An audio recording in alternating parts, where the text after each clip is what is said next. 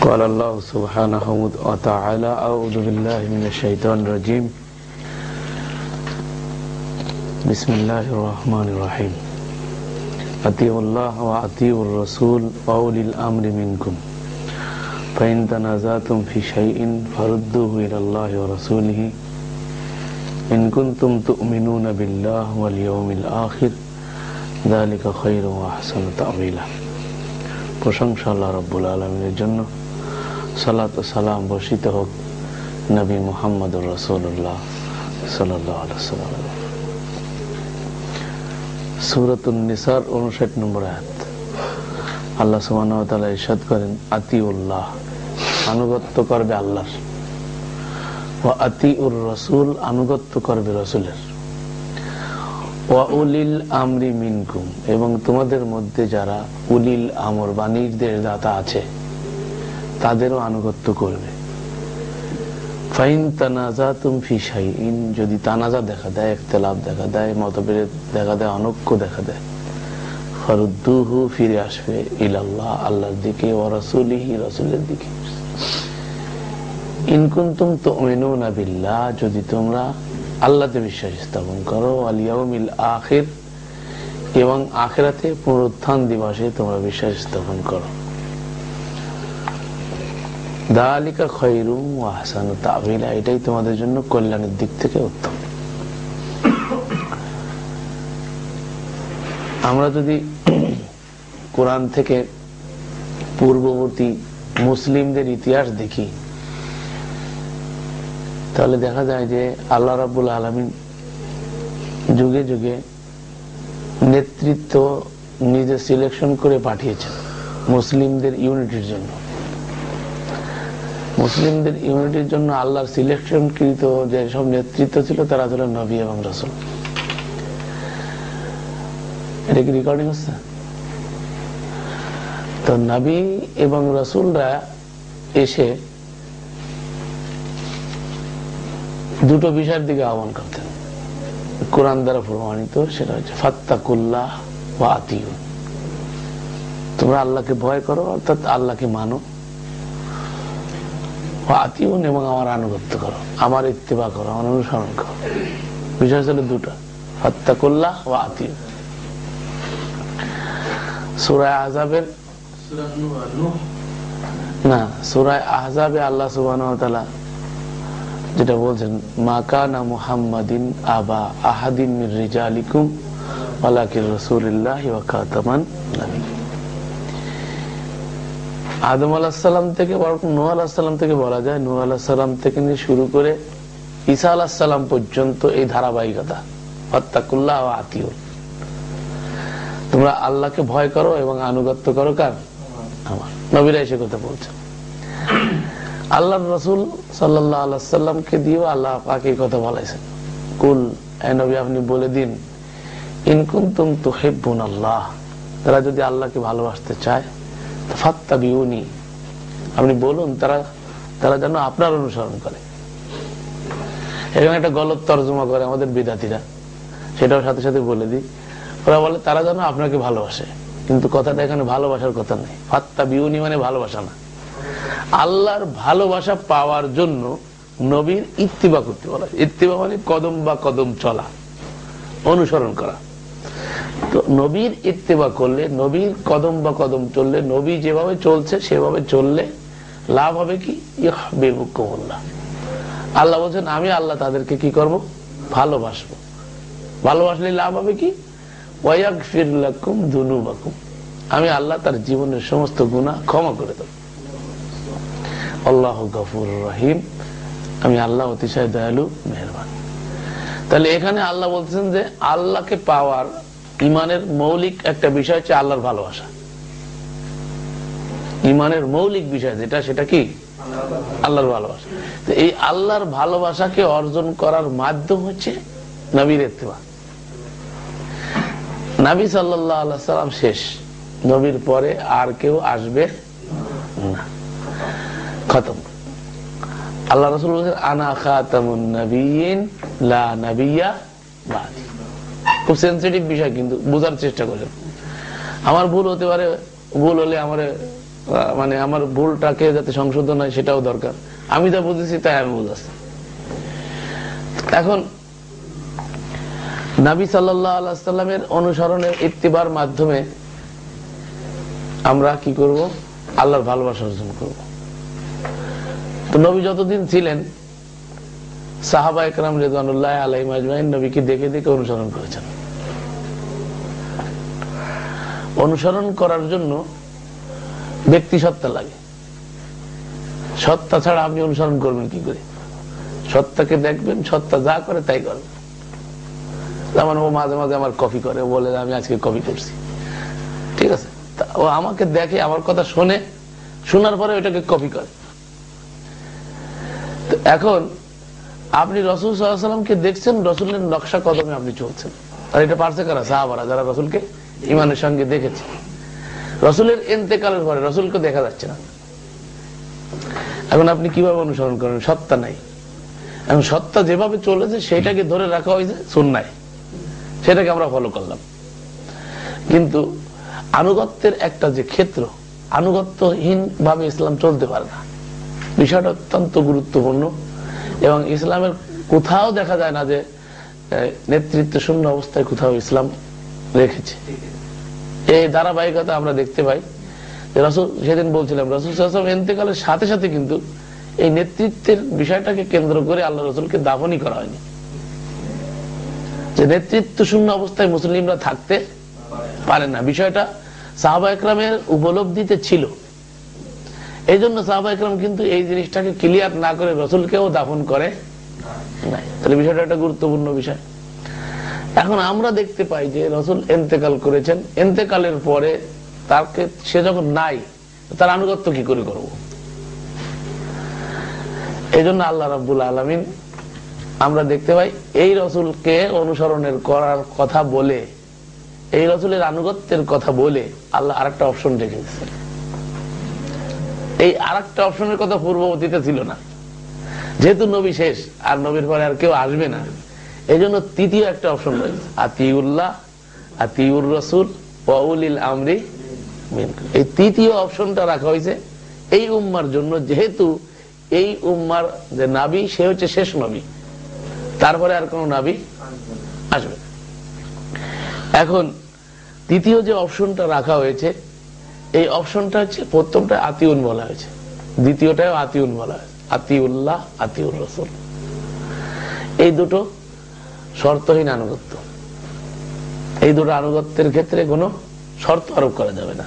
নির্দ্বিধায়, দ্বিধাহীন চিত্তে এখানে আমাদেরকে অনুসরণ, অনুকরণ, আনুগত্য করতে হবে।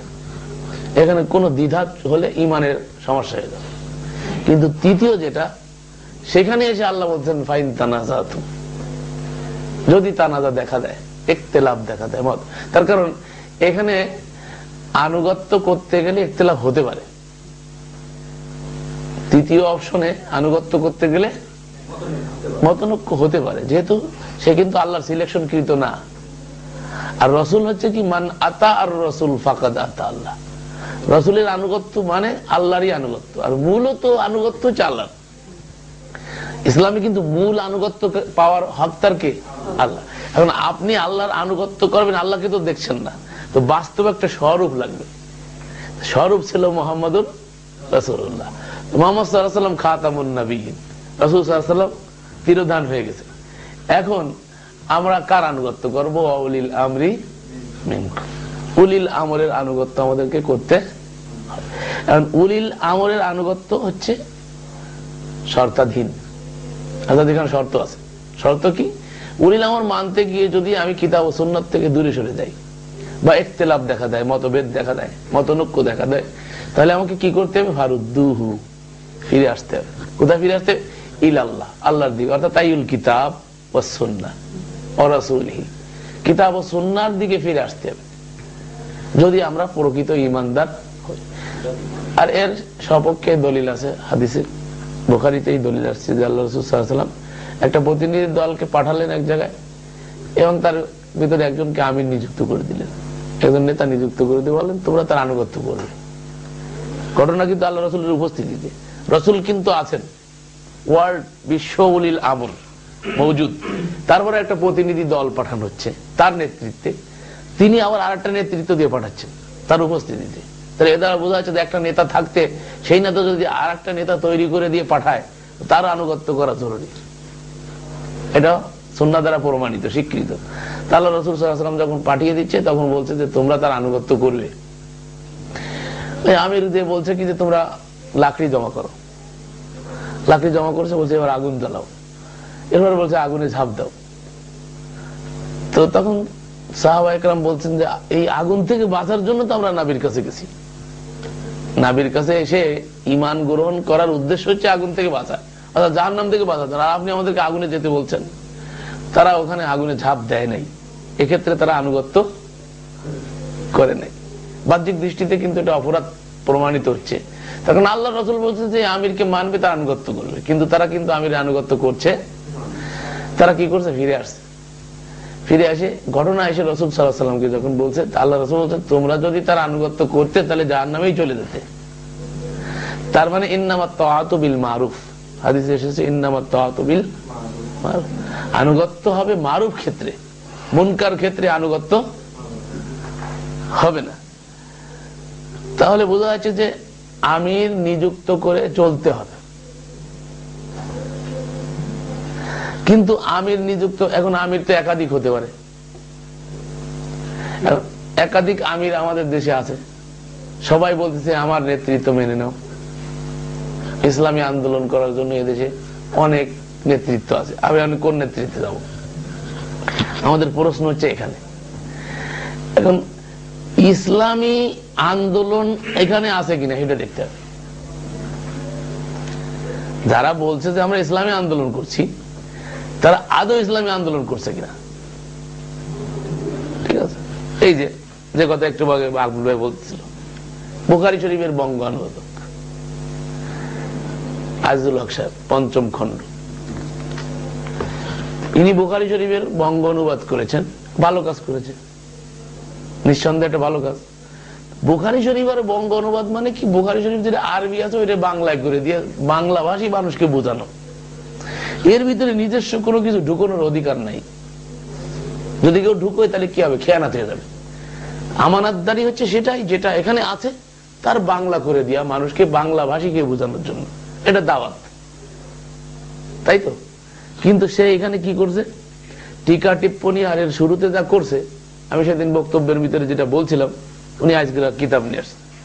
ওনার বিশ্বাস, ওনার কনসেপশনকে, যেটা বুখারীর বিরুদ্ধের কনসেপশন। বুখারী, ইমাম বুখারী এই কনসেপশন লালন করতেন না, বরং বুখারী শরীফের বিরুদ্ধে কথা আছে। কিন্তু বুখারী শরীফের ভিতরে উনি কি করছে? ওনার নিজস্ব কনসেপশন যেটা উনি লালন করে থাকে, মাযহাবী কনসেপশন। মাযহাবের ভিতরেও এই আদর্শ নাই যে মাযহাব উনি মানে, সেই মাযহাবের ইমামও এই আকীদা পোষণ করে না। কিন্তু উনি যে আকীদা পোষণ করে সেটা বুখারী শরীফের ভিতরে অত্যন্ত সুকৌশলে ঢুকাই দিয়েছে। ৫ম খণ্ডের শুরুতে দেখেন, এখানে লিখেছে সর্বশ্রেষ্ঠ রাসূলের দরবারে মানপত্র। সর্বশ্রেষ্ঠ রাসূলের দরবারে কি? মানপত্র ও সৌভাগ্য লাভের ওসিলা। ঠিক আছে, এরপরে নিচে এসে বলতেছে তাহার শয্যার ভূখণ্ডের মর্যাদা, মানে যেখানে তিনি শুয়ে আছেন, যে খণ্ডের ভিতরে, যে মাটিতে তিনি শুয়ে আছেন, ঠিক আছে, মর্যাদা আরশ অপেক্ষা অধিক। নাউজুবিল্লাহ, কত বড় শিরকি কথা! আল্লাহর আরশের থেকে অধিক। আর এখানে বোঝানো হচ্ছে রসুল এখনো হায়াতে আছে, যার কারণে রসুল সাল্লাল্লাহু আলাইহি ওয়াসাল্লামের রওজায় যে মানপত্র, মানপত্র আমরা একটা লোক আসলে, বড় অফিসার আসলে স্কুলে বা আমরা একটা মানপত্র প্লেস করি। আমি এবার বক্তব্য দিয়েছিলাম এই কি জানি বলে ওকে, নোটারি পাবলিকে ঢাকায়, তা আমার একটা মানপত্র দিছে, আমার বাড়িতে আসছে না, ঠিক আছে, রমজান মাসে। মানপত্র, এটা জিন্দা মানুষ, মানপত্র প্লেস করা। তো রসুল জিন্দা আছে এই কনসেপশন আজিজুল হক সাহেব। আর কোরআন বলছে ইন্নাকা মাইয়িতুন ওয়া ইন্নাহুম মাইয়িতুনা, হে নবী আপনিও মরে যাবেন, আপনার অনুসারীরাও মারা যাবে। আল্লাহ বলছেন নবী পৃথিবীতে যদি কাউকে চিরস্থায়ী দিতাম জীবন, তাহলে আপনাকে দিতাম। আপনি যখন মরে যাবেন তাহলে পৃথিবীতে কেউ চিরস্থায়ী বেঁচে থাকতে পারবে না। আল্লাহ রাসূল সাল্লাল্লাহু আলাইহি ওয়াসাল্লাম যে মৃত্যুবরণ করেছেন, মাইয়িতুন আল্লাহ বলছেন, তাহলে রাসূল সাল্লাল্লাহু আলাইহি ওয়াসাল্লাম মারা গেছেন, এ কথা কোরআন স্পষ্ট করে বলছে। বুখারী শরীফের হাদিসে স্পষ্ট যে সাহাবা একরাম মারা গেলে হতভম্ব হয়ে গেল, ঠিক আছে, হযরত উমর তলোয়ার নিয়ে বের হয়ে গেল, উন্মুক্ত তলোয়ার নিয়ে। আবু বকর এসে ঠান্ডা করলো যে উমর ঠান্ডা হও। উমর মেনে নিতে পারছে না যে আল্লাহর রাসূল মারা গেছেন, হইতেই পারে না, আল্লাহর রাসূল কি করে মারা যায়। সাহাবা একরাম মদহুশ হয়ে গেছে।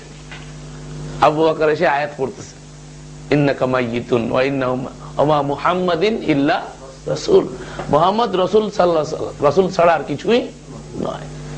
তারপরে কি বলতেছে যে যারা যারা মুহাম্মদ সাল্লাল্লাহু আলাইহি ওয়াসাল্লামের ইবাদত করতে, তারা ভালো করে শুনে নাও মুহাম্মদ সাল্লাল্লাহু আলাইহি ওয়াসাল্লাম কি মারা গেছেন। আর যারা আল্লাহর ইবাদত করতে, তারা শুনে রাখো ইন্নাল্লাহ হাইয়ুন লা ইয়ামুত, তিনি আল্লাহ জীবিত, মৃত্যুর প্রশ্নই আসে না। তাহলে এই কথাটা তো সেই দিন ক্লিয়ার হয়ে গেল। রাসূল সাল্লাল্লাহু আলাইহি ওয়াসাল্লামের ইন্তেকালের সঙ্গে সঙ্গে সাহাবা একরামের ইজমা হয়ে গেল, কোরআনের আয়াতের পরে ইজমা। এই যে কয় না ইজমা, ইজমা কোনো আলাদা জিনিস না, মানে দলিলের ভিত্তিতে ঐক্যমত, দলিলকে মেনে নিছে। দলিল যখন প্লেস করা হয়েছে তখন কি দলিলটাকে মেনে নেওয়া, এটা হচ্ছে ঐক্যমত, ঠিক আছে, মেনে নিছে, ক্লিয়ার হয়ে গেছে সাহাবা একরামের ভিতরে, সাহাবাদের ঐক্য হয়ে গেছে, কেউ দ্বিমত পোষণ করে নাই।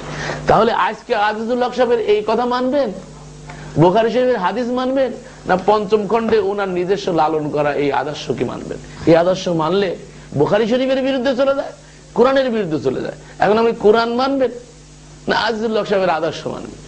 ইনি একটা ঐক্য জোটের নেতা, ঐক্য জোটের আবার 5টা দল হয়েছে,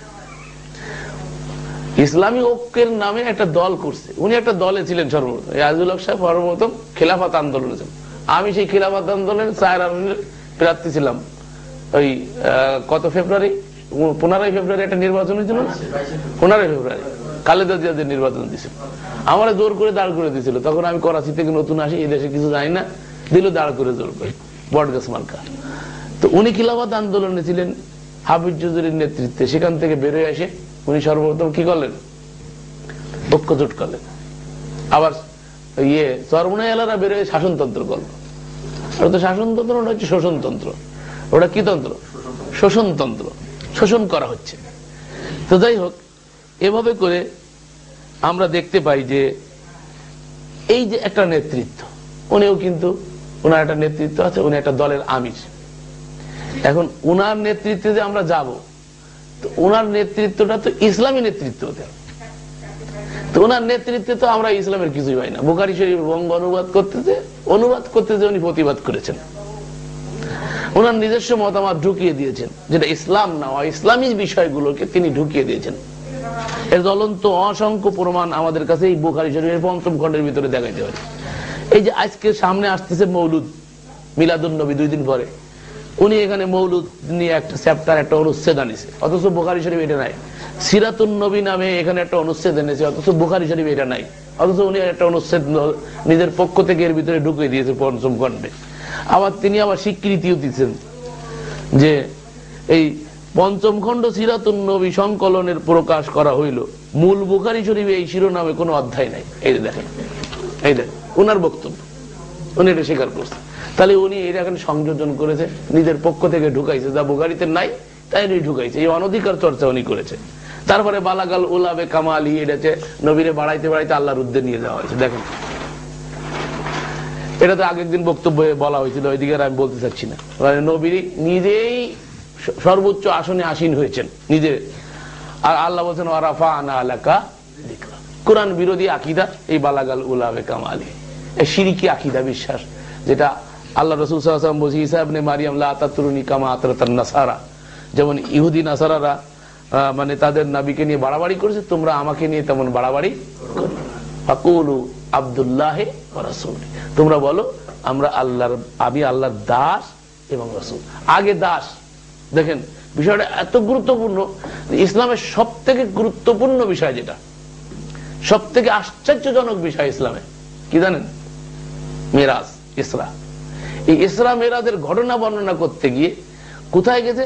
আজকের বিজ্ঞান প্রথম আসমানে যে বিস্মিত হচ্ছে, হতভম্ব হয়ে যাচ্ছে, কিন্তু আল্লাহর রাসূল আজ থেকে 1400 বছর আগে যে ঘটনা আল্লাহ তাকে দিয়ে ঘটালেন, আসরা বিআবদিহি লাইলাম মিনাল মাসজিদিল হারাম ইলাল মাসজিদিল আকসা, সেখান থেকে সপ্ত আসমান ফাঁকা না কাবা কাউসাইন, দুই ধনুকের নিকটবর্তী হলেন, তাই না?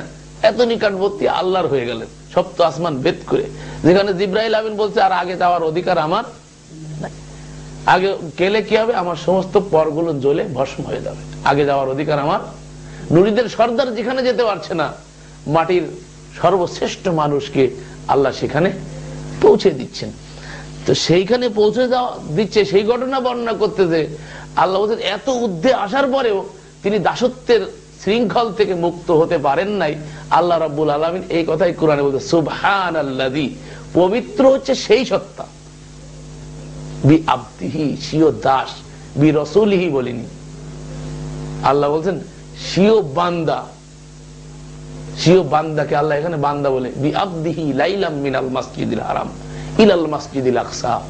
এই এত বড় বিস্ময়কর ঘটনা, এত বড় আশ্চর্যজনক, যা পৃথিবীতে আর কেউ পারবে বলে মনে হয় এরকম একটা ঘটনা যার মাধ্যমে আল্লাহ ঘটিয়ে দিলেন।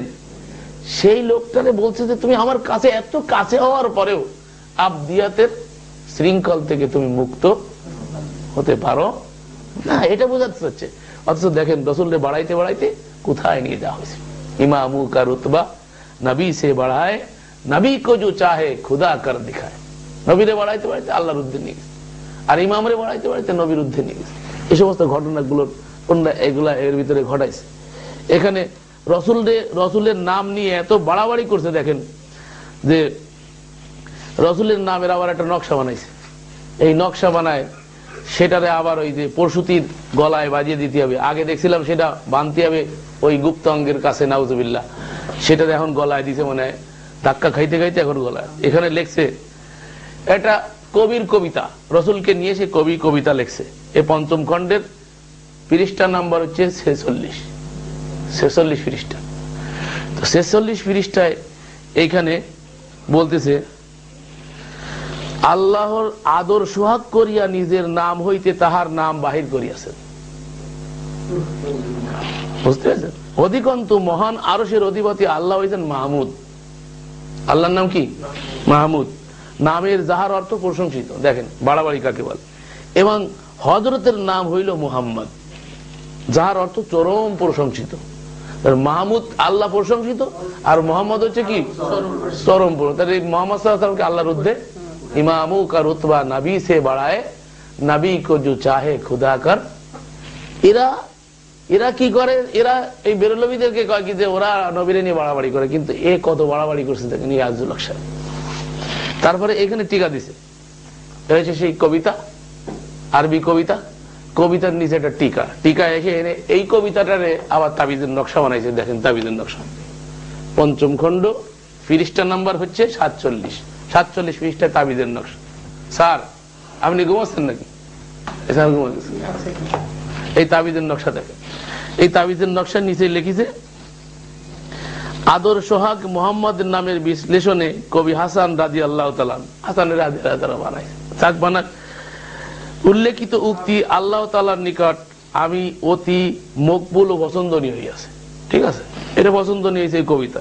এমনকি এক বিশিষ্ট বুজুর্গ বলিয়াছেন, কল আল্লাহ না কল আর রসুল না, আল্লাহ বলে নাই রসুলও বলে না। কে বলিয়াছে? বুজুর্গ বলিয়াছে। বুজুর্গ মানে আমাদের শিহাবুদ্দিন সাহেব বলতেন ছাগলের নেদি। ঠিক আছে, ছাগলের নেদি বলিয়াছেন। উল্লেখিত আয়াতটি নিম্নের আঙ্গিক নকশায় একটি কাগজ খণ্ডে লিখিয়া সন্তান প্রসবকালীন, ঠিক আছে, বিপদগ্রস্ত প্রসূতির গলায় লটকাইয়া দিলে তাহার উপর আল্লাহর রহমত নামিয়া আসিবে এবং সহজে সন্তান প্রসব করিবে। এই নকশাটি হচ্ছে, দেখেন এই তাবিজ। অথচ আল্লাহ রাসূল বলেছেন, মান তাআল্লাকা তামিমাতান ফাকাদ আশরাক, যে তাবিজ ধারণ করলো সে কি করলো? শিরিক করলো। বুখারী শরীফের ভিতরে তাবিজ ঢোকাইছে এরা, কোরআনের ভিতরে তাবিজ ঢোকাইছে এরা, কোরআনের শুরুতে তাবিজের নকশা ঢুকাইছে। এতগুলো পাতা, এর ভিতরে বুখারী শরীফের হাদিস নাই, এর ভিতরে ওনার মন গড়া যত উক্তি এগুলো সব এর ভিতরে ঢুকানো হয়েছে। কোরআন শরীফের কিছু আয়াত আসলে অপব্যাখ্যা আছে, মানে ওনাদের মন গড়া ব্যাখ্যা করে এগুলো দিয়ে এটা ভরে রাখছে। এখন উনি একটা নেতৃত্ব দিচ্ছেন দলের, তো উনি তো নিজেই ইসলামে নাই। এখন আমরা কি এই নেতার নেতৃত্বকে মেনে নিতে পারবো? ওয়াউলিল আমরি মিনকুম কি উনি আছে? উনি নিজে ইসলামে নাই, তাই ওনার ওনার নির্দেশ আমরা কি করে মানবো, আর ওনার নেতৃত্বকে আমরা কিভাবে গ্রহণ করবো? একটা দিয়ে দেখালাম। আর এছাড়া আরো অসংখ্য দল আছে। তরুণের কথা তো আপনি জানেন, শাসনতন্ত্র প্রতিষ্ঠা করতে চায়, তো তার তো কুফুর দিয়ে ভরা পাতায় পাতায়, এমন কোন পাতা নাই যেখানে কুফুর নাই। ওনরা আবার মানে 12 দল এক জায়গায় হয়েছে, 12 উলামা পরিষদ এক জায়গায় হয়ে সরকারের বিরুদ্ধে কি স্লোগান দিচ্ছে, কি সরকার ইসলামের বিরুদ্ধে চলে গেছে। কিন্তু ওনরা যে আগের থেকে ইসলামে নাই, ইসলামের 12টা যে ওনরা বাজায় দিচ্ছে, সরকার নিয়ে ওনাদের এত মাথায় ব্যথা। কথা বুঝতে, সরকারে তো ইসলামী না, এটা তো স্লোগান দিয়ে তারা বলতেছে আমরা গণতন্ত্র প্রতিষ্ঠা করতে চাই, আমরা কিতাবুল্লাহ প্রতিষ্ঠা করতে চাই। একথা তো স্পষ্ট। তো আওয়ামী সরকারও বলে, বিএনপি সরকারও, আমরা জাতীয়তাবাদী দল, আমরা আওয়ামী লীগ, এদের তো কোনো গোপন কিছু নাই। ন্যাশনালিজম, তাই না? ন্যাশনালিজম। আমরা এটা প্রতিষ্ঠা করতে চাই, আমরা গণতন্ত্রকে সমুন্নত করতে চাই, গণতন্ত্রের মানুষ কন্যা, সব কিছু তাদের স্পষ্ট, তাদের অস্পষ্ট কিছু নাই। তো এই যারা আজকে ইসলামের কথা বলছে, এই আজিজুল হক সাহেব গণতান্ত্রিক পন্থা ইসলাম প্রতিষ্ঠা করতে চায়, অথচ গণতন্ত্রই ইসলাম না। গণ মানে মানুষ, তন্ত্র মানে মানুষের তন্ত্র। আর ইসলাম চায় আল্লাহর আইন, আল্লাহর তন্ত্রকে প্রতিষ্ঠা করতে, আল্লাহর আইনকে বাস্তবায়ন করা হচ্ছে ইসলামের কথা। সমস্ত নবী রাসূল এসেছে পৃথিবীতে আল্লাহর আইন বাস্তবায়ন করার জন্য, আল্লাহর বিধানকে বাস্তবায়ন করার জন্য। আল্লাহর রাসূল এসেছেন হুয়াল্লাযী আরসালা রাসূলাহু বিল হুদা ওয়া দীনিল হক লিইয়ুযহিরাহু আলাদ দীনি কুল্লিহি। আমি রাসূল এজন্য প্রেরণ করেছি तमाम আদিয়ানে বাতিলের পরে পৃথিবীতে যত দিন আছে, দিনের বহুবচন কি আদিয়ান, যত দিন আছে, সমাজতন্ত্র, রাজতন্ত্র, স্বৈরতন্ত্র, গণতন্ত্র, অমুকতন্ত্র, তমুকতন্ত্র, ঠিক আছে, মাযহাবতন্ত্র, যত রকমের তন্ত্র আছে দুনিয়ার নামে হোক, মানে দুনিয়াবি লেভেলে হোক আর দিনের লেভেলে হোক না, যত তন্ত্র আছে ইসলাম ছাড়া, সমস্ত তন্ত্রের পরে ইসলামকে বিজয়ী করার জন্য ইন্নাদ দীনা ইনদাল্লাহিল ইসলাম, কমপ্লিট কোড অফ লাইফ, যে আল্লাহর পক্ষ থেকে নাজিল করা হয়েছে মুহাম্মদ সাল্লাল্লাহু আলাইহি সাল্লামের প্রতি, সেই কনস্টিটিউশনকে সমস্ত কনস্টিটিউশনের পরে, সমস্ত মতাদর্শের পরে বিজয়ী করার জন্য রাসূলের আগমন। তাহলে এরা কি গণতন্ত্র সমুন্নত করতে চাচ্ছে, নারীর পিছনে ঘুরতেছে, নারীর আসলের তলে ঘুরতেছে, এরা আবার দিন প্রতিষ্ঠা করার স্বপ্ন দেখে। এদের পিছনে আপনি কি করে যাবেন? যারা গণতন্ত্র প্রতিষ্ঠা করার জন্য সংসদে গিয়ে শপথ গ্রহণ করতেছে, এটাকে সমুন্নত করব, এটা প্রতিষ্ঠা করব, এটার বিরুদ্ধে যা কিছু আছে তা আমরা কিছু করব। তোর বিরুদ্ধে তো ওর ভিতরে কোরআন বিরুদ্ধে অনেক কথা আছে, তা আপনি কিসের শপথ নিলেন? আপনি যদি এই শপথ নেন তাহলে সাথে সাথে আপনি অমুসলিম হয়ে গেলেন, ইসলামেই তো আপনি থাকলেন না।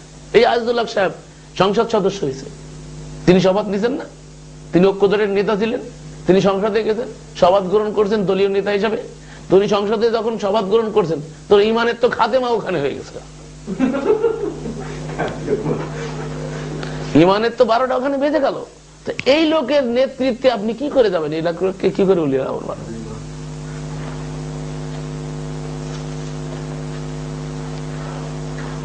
এই গেল চরমনে আলাগে তো অবস্থা এরকম। চরমনে হচ্ছে শাসনতন্ত্র, তো তার তিনি হচ্ছেন আমিরুল মুজাহিদিন। জিহাদ কি করে? ওই শিবির আলাগে মসজিদের ভিতরে নাক হটাই দিয়ে রক্ত করতেছে। ওরা ইসলামের কথা বলে, এরা ইসলামের কথা বলে। একদল ইসলামের লোক আর একদল ইসলামের লোকরে কি করছে? মাথা ফাটায়, আবার স্লোগান দিয়ে বেড়াচ্ছে। যে আমি কয়েকবার পত্রিকার পাতায় দেখছি ফজলুল করিম সাহেব বেঁচে থাকতে, সে বলছে যে জামাত ইসলামী কোন ইসলামী দল না। আমি তার নিজ মুখ দিয়ে শুনেছি, আমার কানে শুনছি, পত্রিকায় পড়েছি, নিজ কানে শুনেছি। জামাত ইসলামী কোন ইসলামী দল না, ওদের সাথে বিয়ে শাদী পর্যন্ত হারাম, ওদের ভিতরে নামাজ পড়া যাবে না। ওনার বাপ নাকি আবার জামাত ইসলামী ছিল, আল্লাহ আল্লাহ। ওনার ছেলে, ওনার ভাই আর কয়েকটা জামাত ইসলামী, তোরা কেউ মুসলমান। জামাত ইসলামী কেন ইসলাম শাহাদা দিচ্ছে? তারা যদি কেউ শাহাদা দেয়, আশহাদু আল্লা ইলাহা ইল্লাল্লাহ ওয়া আশহাদু আন্না মুহাম্মাদান আবদুহু ওয়া রাসূলুহু, তাকে তো তাকফির করা যাবে না। সে কোরআনকে লারাইব মনে করে, তারা আল্লাহর আইনকে বাস্তবায়ন করতে চায় জামাত ইসলামী। যদি তাদের কোনো ভুল থেকে থাকে তো তাদেরকে তাকফির করে ইসলাম, তুমি তো কুফরি নিমজ্জিত, ঠিক আছে। শহীদ আদরে কয়, ওই সালন শুইরে কয় তোর পিছনে তো ছিদ্র, তো সুই কয় আমার পিছনে ছিদ্র একটা, তোর যে কয়টা তো গুইনেই শেষ করা যাবে না। ওনার তো একবারে শুরুতে শেষ পর্যন্ত ওনাকে কিতাবের ভিতরে কুফুর আর কুফুর ছাড়া কিছু নাই, অথচ জামাত ইসলামীকে কাফের করে। জামাত ইসলামে যে দুধ দিয়ে দোয়া সব দিক থেকে ভালো, আমি তা বলছি না, তুলনামূলক তো তাদের থেকে অনেক ভালো, অনেক ভালো। তারা স্টাডি করে, তারা কোরআন হাদিস পড়ে, কোরআন হাদিস পড়ার প্রতি উদ্বুদ্ধ করে। তারা মানে কোন একটা নির্দিষ্ট সিলেবাস করেন, তাদের অবশ্য সাংগঠনিক সিলেবাস থাকলেও তারা নির্দিষ্ট কিতাবে সীমাবদ্ধ রাখতে হবে একথা তারা বলে না। কিন্তু এই বীরেরা কিন্তু তাদের ওই 27 খানা বাবাদানের লিখিত 27 খানা কিতাব। আল্লাহ রাসূল সাল্লাল্লাহু আলাইহি ওয়াসাল্লাম বললেন বিদায়াতের ভাষণে, তারাকতু ফীকুম আমরাইন লান তাদিল্লু মা তামাসসাকতুম বিহিমা কিতাবাল্লাহি ওয়া সুন্নতি। আমি রেখে যাচ্ছি তোমাদের জন্য দুটো জিনিস, তোমরা যদি এই দুটো জিনিসকে মজবুতির সাথে ধরো কঠিন কালেও পথভ্রষ্ট হবে না। কিন্তু এই পীর সাহেবরে আমি যতবার তার মাহফিল শুনছি, শেষকালে শুনছি, বাবারা বাবাদানের লিখিত 27 খানা কিতাব পড়িয়েন। এখন এই কয়েকদিন আগে গেছিলাম আমি ওয়াজ শুনতে, এখন এই লোক খালি কয় বাবাদান আর দাদাজান, বাবাদান। উনি খালি বাবাদান কইতো ইসাক সাহেবের কথা, আর ওনার বাবাদান মারা গেছেন, ফজলুল করিম সাহেব মারা গেছে, এখন নতুন যে ছেলে হয়েছে সে বাবাদানের কথা কয়, দাদাদানের কথা, বাবাদান দাদাজান। তার উদ্ধৃতি হচ্ছে বাবাদান আর দাদাজান। বাবাদান আর দাদাজান তাদের উদ্ধৃতি, বাবাদান আর দাদাজান তাদের জন্য দলিল। এই দলিল তো ইসলাম কোনোদিন গ্রহণযোগ্য না। ইসলামে তো এ কথাকে একেবারে প্রথম চোটেই ছুড়ে মেরে দিয়েছে ইসলাম। ইসলামের সূচনা হয়েছে একরা পড়ো, জ্ঞান অন্বেষণ করো। আর যখন দাদাদান আর বাবাদান প্লেস করেছে, তখন আল্লাহ বলছে ওয়াইদা কিলা লাহুম তাআলাউ বিমা আনজালাল্লাহ ওয়া ইলার রাসূল, যখন তাদেরকে বলা হয় আল্লাহ যা নাজিল করেছে তার দিকে আসো, ওয়া ইলার রাসূল, রাসূল যা বলছেন তার দিকে আসো, তখন তারা কি বলে, ক্বালু হাসবুনা মা ওয়াজাদনা আলাইহি আবাআনা, আমাদের জন্য ওইটাই যথেষ্ট যেটা আমরা আমাদের বাপ দাদার পক্ষ থেকে পেয়েছি। তো বাবাদান আর দাদাদানের খাতেমা তো ইসলামের সূচনাতেই হয়ে গেছে। যদি কেউ আজকে বাবাদান আর দাদাদান প্লেস করে, তাহলে সে আবু জাহেলের জুমরায় চলে যাবে, সে আবু লাহাবের জুমরায় চলে যাবে, সে মুশরিকানে মক্কার জুমরায় চলে যাবে, সে আর মুসলিম থাকতে। একজন অমুসলিম নেতৃত্ব কি করে মুসলমানেরা মেনে নেয়? এরা আবার শাসনতন্ত্রের কথা, ইসলামী শাসনতন্ত্র করতে চাচ্ছে, ইসলামের নামে শোষণ করে খাচ্ছে, শাসনতন্ত্র। চরমোনাই না, এটা চোরমোনাই।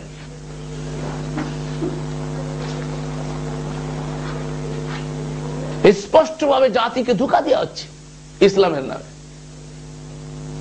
আল্লাহরে আবার কি জিগাইব, তার আকল নাই। নাউজুবিল্লাহ। এই ধরনের বক্তব্য যারা বলছে তার ইসলাম কোথায় থাকে, তাদের ইমান কোথায় থাকে? আবার নিচে হুজুরকে জন্য আমরা আলোচনা শুরু করেছি, নতুন টিকা দিয়ে ধরেছে, নিচে টিকা দিছে। এ কথা সবাই বললে কাফের হইয়া যাবে, কিন্তু যদি আল্লাহ ওয়ালারা মানে পাগল হইয়া বলে, আবার হাদিস একটা জাল হাদিস বানাইছে, আকসিরু যিকরুল্লাহ হাত্তা ইয়াকুলু, আল্লাহর জিকির এমন ভাবে করো লোকে যেন পাগল কয়। আর পাগলের জন্য শরিয়াতে কোনো বিধান নাই, দেখছেন? জাল হাদিস, আকসিরু যিকরুল্লাহ হাত্তা ইয়াকুলু। আল্লাহ রাসূল কি পাগল বানাইতে চাইছিল? নবী কি কারো পাগল বানাইছে? এদের কাছে গেলে পাগল হয়ে যায়। দেখেন না, আজকে দেখে আসলাম সিটিতে, সে লাফ মারে মারে একেবারে সব পাগলের মতো। সে কি করতেছে? লাফ মারতেছে, গাছ বেয়ে ঠেলে উঠতেছে, ট্যান্ডের পরে চলে যাচ্ছে, পাগলামি শুরু হয়ে গেছে। ঠিক আছে, অথচ আল্লাহ রাসূল কাউকে পাগল বানাইছে? এনাদের কাছে গেলে পাগল হয়ে যায়, আমরা পাগল বানাই। ঠিক আছে, আশরাফ আলী থানভীর একজন খলিফা ছিল, তার নাম হচ্ছে খাজা আজিজুল হাসান মাজজুব। মাজজুব মানে পাগল। খাজা আজিজুল হাসান ডেপুটি কালেক্টর ছিল, সে বিশাল বড় শিক্ষিত তৎকালীন সময়। সেই লোক মানে এশকে পাগল হয়ে গেছে, তার নাম ছিল আজিজুল হাসান মাজজুব, পাগল। এই পাগলের কাহিনী তো আছে, থানভীর জন্ম নিয়ে পাগলের কাহিনী আছে। এক মাজজুব আসিয়া বলিয়া দিল থানভীর জন্ম বৃত্তান্ত। আমার এই যে সহিহ আকীদার মানদণ্ডে তাবলীগী নিসাব পড়ে দেখবেন থানভীর জন্ম বৃত্তান্ত। এই যে ধারাবাহিকতা, এই সব দেওবন্দ বিরাদারির, এদের কতগুলো দল বাংলাদেশে, এই সবাই কিন্তু নেতৃত্ব দিচ্ছে। আইজুল্লাহের নেতৃত্ব আছে, তারপরে আপনার চরমোনাইয়ের নেতৃত্ব, তারপরে জামাত ইসলাম, তারা ইসলামের কথা বলতেছে। তারপরে জামাত ইসলাম থেকে বেরিয়ে আসলো আব্দুর রহিম সাহেব, যে আইডিয়াল করলো, মারা গেছে।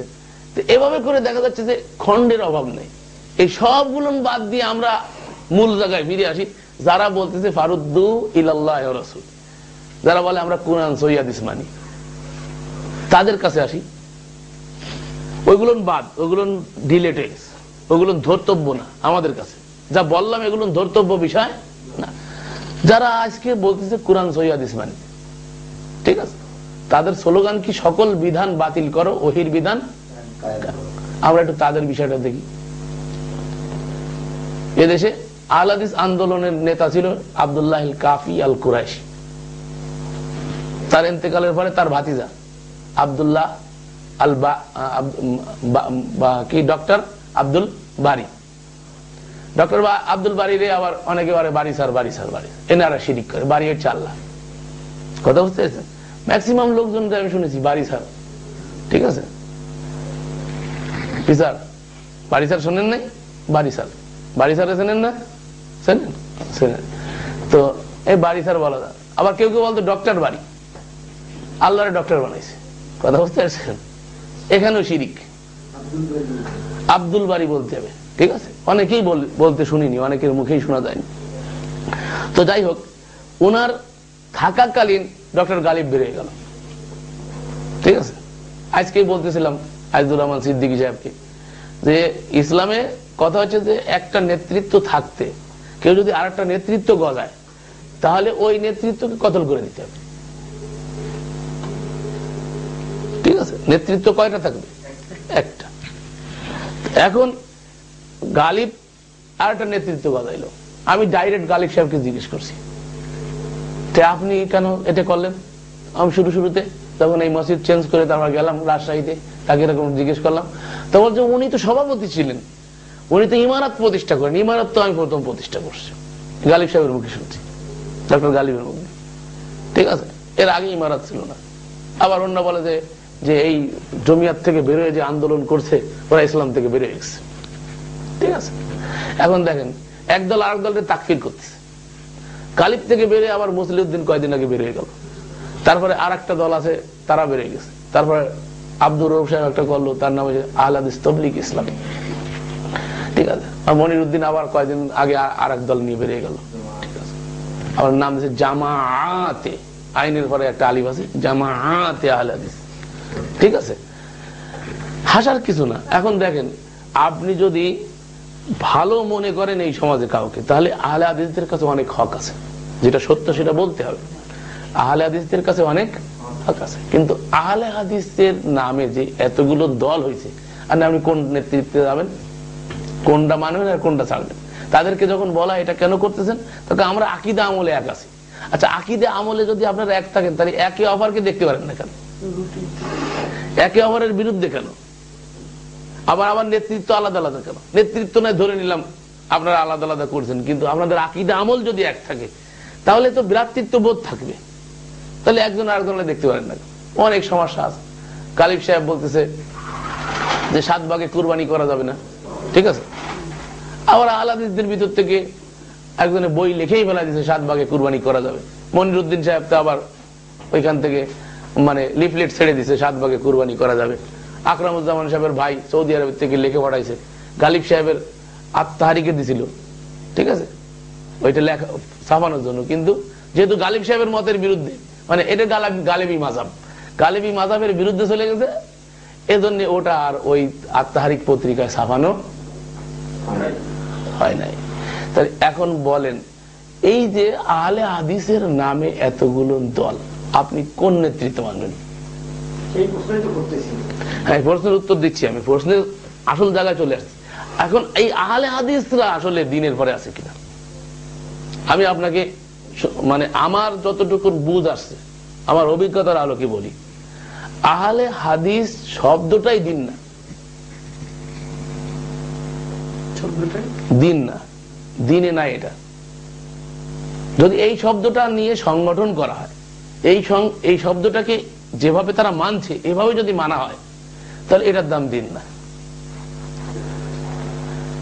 কথা বুঝতে পারছেন? আমাকে ভুল বুঝবেন না। আহলে হাদিস দিন না আমি তা বলতেছি না, মানে আহলে হাদিস শব্দটাকে যেভাবে ব্যবহার করা হচ্ছে এটা দিনে কোথাও বলা হয়, পরিচয় দিচ্ছে যে আমরা আহলে হাদিস। আহলে হাদিসের নামে যে সংগঠন করা, এটা ইসলামের ইতিহাসে কোথাও নেই। আপনি ইসলামের ইতিহাস খোঁজেন, রাসূল সাল্লাল্লাহু আলাইহি ওয়াসাল্লামের আগের যত নবী ছিল সমস্ত নবীদের দিনের নাম ছিল ইসলাম, সমস্ত নবীদের দিনের নাম কি? ইসলাম। শুধু মানুষের দিনের নাম ইসলাম না, জামাদাত, হাইওয়ানাত, যত রকমের পৃথিবীতে যত রকমের মানে জীব আছে সকলের দিন আছে, সকলের জন্য জীবন ব্যবস্থা আছে। এই জীবন ব্যবস্থার নামও কি? ইসলাম। এই জীবন ব্যবস্থার নাম কি? কোরআন বলেছে মিল্লাত আবিকুম ইব্রাহিম হুয়া সাম্মাকুমুল মুসলিমিন মিন ক্বাবলু ওয়া ফি হাযা। মিন ক্বাবলু, এর আগে যারা এসেছে, আগে যত কিতাব এসেছে সেই কিতাবের অনুসারীদের নাম ছিল কি? মুসলিম। ওয়া ফি হাযা, এই যে কিতাব কানা দেখছো, ওয়া ফি হাযা দিয়ে ইশারা করা হয়েছে কোরআনের দিকে। এই কোরআনের যারা ফলোয়ার তাদের নামও কি? মুসলিম। তাহলে আমরা আমাদের পরিচয় দেব আল্লাহর ভাষায় মুসলিম, ঠিক আছে? এখন তারা অনেকে বলতেছে যে বৈশিষ্ট্য বললে সমস্যা কি? গুণবাচক নাম। তো আল্লাহ তো বলছে সাম্মাকুমুল আহলে হাদিস, কোথাও আছে?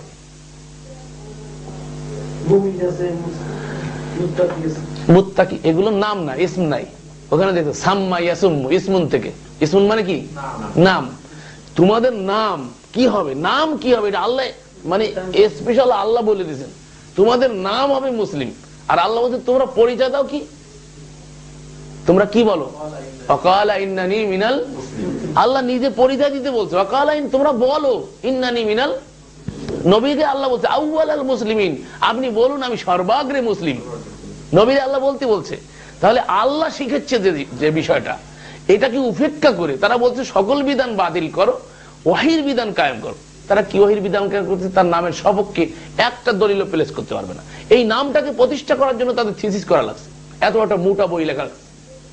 আমি এই সব বক্তব্য আমি কোনোদিন দিইনি, কিন্তু আজকে আমাকে বাধ্য করা হয়েছে। কথা বলছে, আমি আজকে বাধ্য হয়েছি এই কথাগুলো বলতে। একটা থিসিস করা হয়েছে এই নামটাকে বোঝানোর জন্য, আহলে হাদিস এই শব্দটাকে বোঝানো। এশিয়া মহাদেশ প্রেক্ষিত সহ ডক্টর গালিব থিসিস করেছে, এত বড় একটা মোটা বই। আহলে হাদিস কি ও কেন বই লেখা হয়েছে, তার মানে এটাকে বোঝানোর জন্য আলাদা একটা স্বতন্ত্র বই লিখতে হচ্ছে। আপনি বলেন, যদি আপনাকে বলা হয় যে আপনি মুসলিম, মুসলিম কি ও কেন, এটা বোঝানোর জন্য কি স্বতন্ত্র বই লাগবে?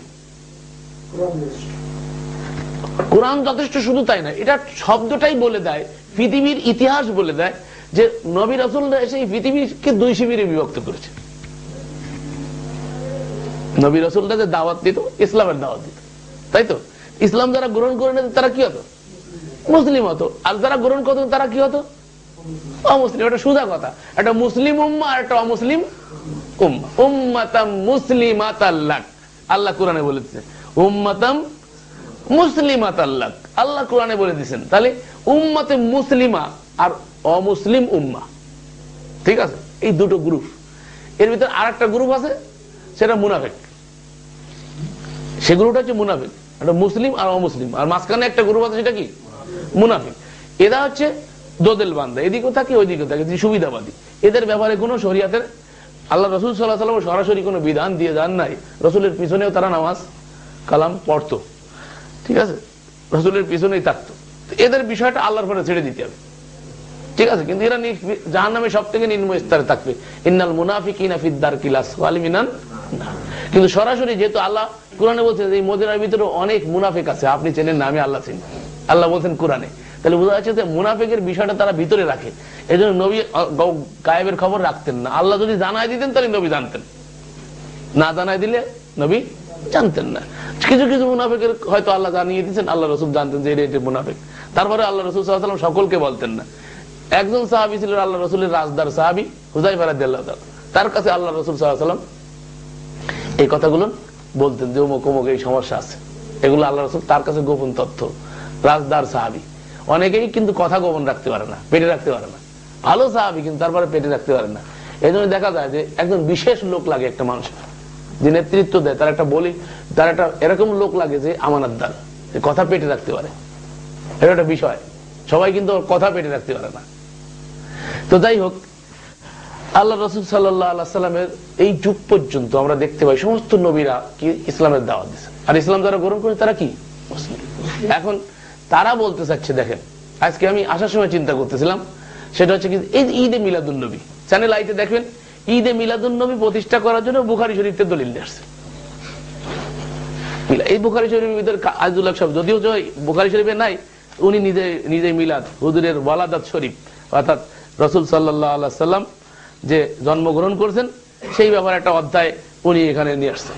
ঠিক আছে, এই তো মিলাদ প্রমাণ করে দেবে এখানে। তোরা মিলাদ মানিস না, দেওবন্দীদেরকে বলে আর কি চ্যানেল লাইওয়ালা, তোরা মিলাদ না, তোর বাপ মিলাদ মানে। আজিজুল সাহেব, তোরা মৌলবীরা মিলাদ মানো না, দেওবন্দি কোন মিলাদের বিরুদ্ধে কথা বলতে চায় তো চ্যানেল লাই বলবে তোর বাবা বাবা হুজুর হয়েছে, বাবা হুজুর মিলাদ প্রতিষ্ঠা করছে। প্রোগ্রাম বলে বলেছি, দেখেন। আচ্ছা, যাই হোক, রসুলের জীবনে রসুলের জন্ম নিয়ে এখন এটা দিয়ে তারা মিলাদ প্রমাণ করতে চাচ্ছে। এখন আহলে হাদিসরা আহলে হাদিস শব্দটাকে কিভাবে প্রতিষ্ঠা করে আমি সেটা আপনাদেরকে বুঝাই।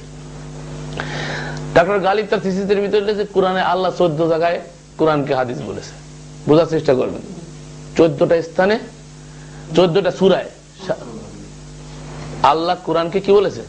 হাদিস বলেছে। কি বলছে? আল্লাহু নাজ্জালা আহসানাল হাদিস। আর এক জায়গায় বলছে লাহুয়াল হাদিস। তারা অসার বাক্য কুরাই করে। ঠিক আছে, এটা হচ্ছে আহসানুল হাদিস, আর একটা কি লাহুয়াল হাদিস। তাহলে হাদিস শব্দের অর্থ হচ্ছে বাণী। হাদিস মানে কি? বাণী। তো আল্লাহ যেহেতু কোরআনকে হাদিস বলেছে, আর আহাল মানে হচ্ছে অনুসারী, আর রসুলের হাদিস তো রসুলের বাণী।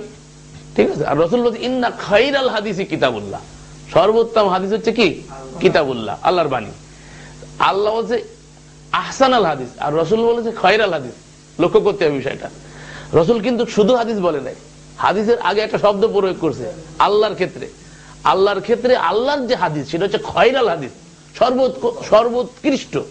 আরবিতে খয়ের শব্দ ব্যবহৃত হয় সর্বোৎকৃষ্ট স্থানে, যেখানে আমাদেরকে বলা হয়েছে কুনতুম খায়রা উম্মাতিন, তোমরা উৎকৃষ্ট জাতি, উৎকৃষ্ট উম্মত, সর্বোৎকৃষ্ট উম্মত। কেন বলা হয়েছে? মানে সর্বোৎকৃষ্ট স্থানে খয়ের শব্দ ব্যবহার হয়। তো আল্লাহ রাসূল সাল্লাল্লাহু আলাইহি ওয়াসাল্লাম আল্লাহর ক্ষেত্রে শুধু হাদিস বলে নাই। আল্লাহ রাসূল বলেন ইন্না খায়রাল, নিশ্চয়ই সর্বোত্তম হাদিস হচ্ছে কিতাবুল্লাহ, অর্থাৎ কোরআন। আর কোরআনটা কার বাণী? কার হাদিস? আল্লাহর হাদিস। আর আল্লাহ বলছে আহসানাল হাদিস, আল্লাহ নাযিল করেছেন আহসান, শুধু হাদিস না, আহসানাল হাদিস, সর্বোত্তম হাদিস। ঠিক আছে, এখন তারা বলতে চাচ্ছে যে হাদিসও হাদিস, কোরআনও হাদিস। আর আহাল মানে অনুসারী, যারা কোরআন হাদিসের অনুসারী তারা হচ্ছে আহলুল হাদিস আরবিতে, আর ফার্সিতে হচ্ছে আহলে হাদিস। এখন এই কথাটা যদি আপনি মেনে নেন, তা কোরআনে তো জান্নাত অনেক জায়গায় আছে, আছে না? জান্নাত আছে কিনা? কোরআনে বহুত জায়গায় জান্নাত আছে না? জান্নাতুন তাজরি মিন তাহতিহাল আনহার খালিদিনা ফিহা, আছে না? বিভিন্ন জায়গায় জান্নাতুল ফিরদাউসি নুজুলা। এখন তার আগে একটু আহাল যোগ দিয়ে দেন, আহলুল জান্নাহ। আমরা একটা পার্টি করে বলাই, মানে এডুকেশন সেন্টারের পক্ষ থেকে কোরআন থেকে নিয়ে আমরা একটা পার্টি করলাম, সরাসরি জান্নাত। আমাদের উদ্দেশ্য কি? জান্নাত না? উদ্দেশ্য, লক্ষ্য উদ্দেশ্য কি? যত কিছু আমরা মেহনত করতেছি, কষ্ট, এর উদ্দেশ্য হচ্ছে জান্নাত প্রাপ্তি, তাই তো? আর তো কিছু না। তা সরাসরি আমরা নাম দিয়ে দিই।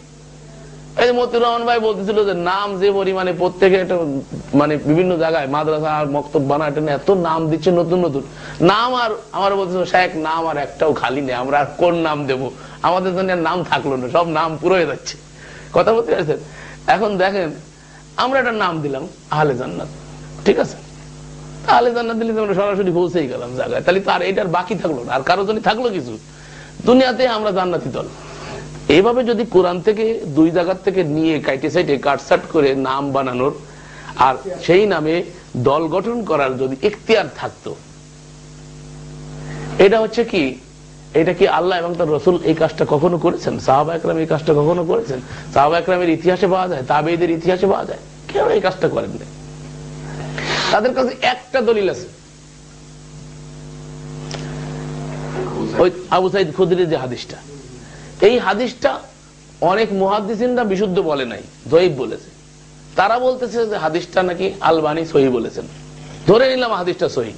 যদি হাদিসটা সহিহ হয়, আবু সাঈদ খুদরি বলছে যে তোমাদেরকে আল্লাহর রাসূল সাদর সম্ভাষণ জানাইতে বলছে, যেহেতু আমাদের পরে তোমরা আহলুল হাদিস। কথাটা বোঝার চেষ্টা করেন। আবু সাঈদ খুদরি তার শাগরেদকে বলতেছে যে আল্লাহর রাসূল তোমাদেরকে সাদর সম্ভাষণ জানাইতে বলছে, তোমাদের জন্য রাস্তা প্রশস্ত করে দিতে বলেছে, জায়গা প্রশস্ত করে দিতে বলেছে, তোমরা আমাদের পরবর্তীতে কি?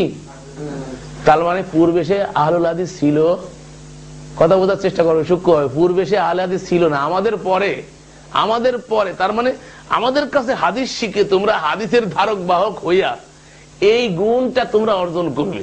মুসলিমদের একটা দল যারা আহলুল হাদিস ছিল, যারা হাদিসে যাচাই বাছাই করতো, হাদিস সংগ্রহ সংকলনের কাজে যারা নিয়োজিত ছিল, তাদেরকে মুহাদ্দিসিন যারা বলে, তাদেরকে বলতেছে যে তোমরা আমাদের পরে কি আহলুল হাদিস, তার মানে হাদিসের ধারক বাহক। এটা হচ্ছে মুসলিমদের একটা গোষ্ঠী যারা এই কাজটা করবে, এটা তাদের বৈশিষ্ট্য, তাদের বিশেষণ। যেহেতু এই কাজটা তারা অর্জন করেছে, তার মানে আগে সে ছিল না। আপনি কি বলবেন যে আমাদের পরে, আমি কি হাফিজ ভাইকে বলবো আমাদের পরে আপনি, উনি আমার শাগরেদ না, এখন তো শাগরেদ, কি কথা ঠিক কিনা, উনি আমার এখন শাগরেদ, আপনারা সবাই আমার এখন শাগরেদ, আমি কি আপনাদেরকে বলবো যে আমার পরবর্তীতে আপনারা মুসলিম মানবেন? আমরা কি বলবো, আমরা আগেও মুসলিম, এখনো মুসলিম, সামনেও থাকবো মুসলিম, আর হইতে চাই পূর্ণাঙ্গ মুসলিম, আর মুসলিম হয়ে আমরা মরতে চাই। হাক্কা তুকাতিহি ওয়ালা তামুতুন্না ইল্লা ওয়া আনতুম মুসলিমুন। তোমরা ওই সময় পর্যন্ত মরিও না যতক্ষণ মুসলিম না। ইল্লা ওয়া আনতুম আহলুল হাদিস, ইল্লা ওয়া আনতুম হানাফি, ইল্লা আনতুম শাফি, ইল্লা আনতুম মালিকি, ইল্লা আনতুম ফালা ফালা ফালা, কিছুই আল্লাহ বলেন। তাহলে কেন আমরা এই নামে পরিচয় দিচ্ছি? তারা যদি কোরআন থেকে দুই জায়গা থেকে নিয়ে যদি এই নামটাকে প্রতিষ্ঠা করতে চায়, তাহলে তাদেরকে বলতে হবে আহলে আহসানাল খয়রাল হাদিস। কোরআন হাদিস দিয়ে মিলায় যদি বলতে চায়, তারা যে কথা বলতে চায়, তা আল্লাহ তো শুধু হাদিস বলেন নাই, আল্লাহর হাদিস হচ্ছে আহসানাল হাদিস।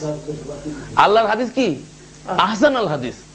আর রাসূল সাল্লাল্লাহু আলাইহি ওয়াসাল্লাম বলছেন আল্লাহর হাদিস হচ্ছে খয়রাল হাদিস, ইন্না খয়রাল হাদিসি কিতাবুল্লাহ।